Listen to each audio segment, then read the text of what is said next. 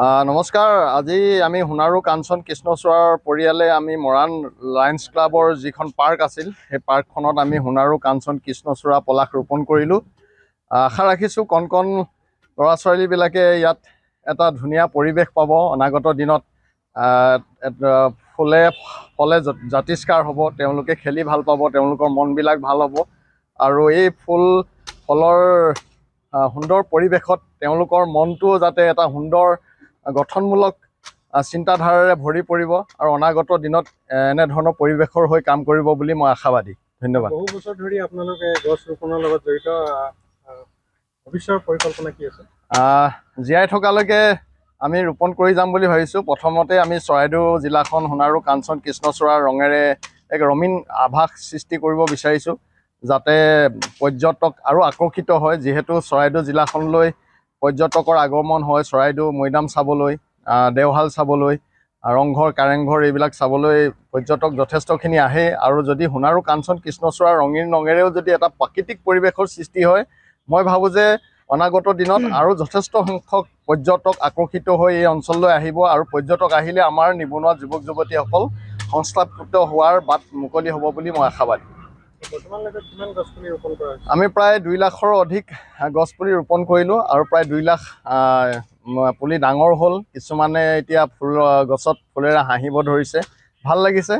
অনাগত দিনত এনেধৰণে কাম কৰি যাম বুলি মই প্ৰতিশ্ৰুতি দিলোঁ ৰাইজক। ধন্যবাদ। প্ৰথমতে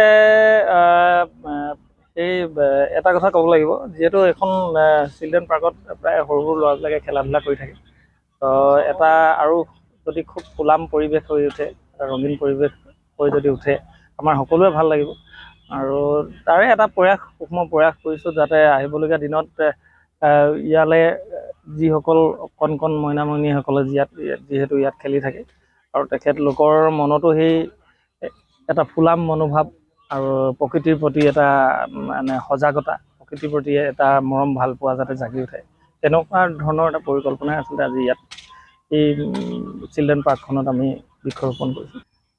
এইখিনি মেম্বাৰে আজি ইয়াত উপস্থিত আছে। গানৰ এই সময়ত এটা গান মনত পৰিছে, আমাৰ জ্যোতিপ্ৰসাদ আগৰৱালা আৰু বিষ্ণু ৰাভাৰ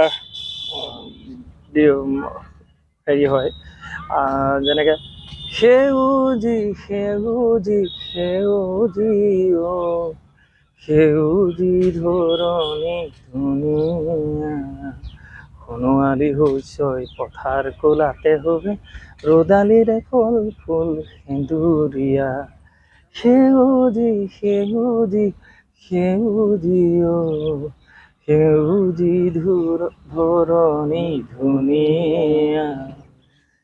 যিকোনো খবৰৰ বাবে যোগাযোগ কৰক 7099017330 অথবা 7099017990 নম্বৰত।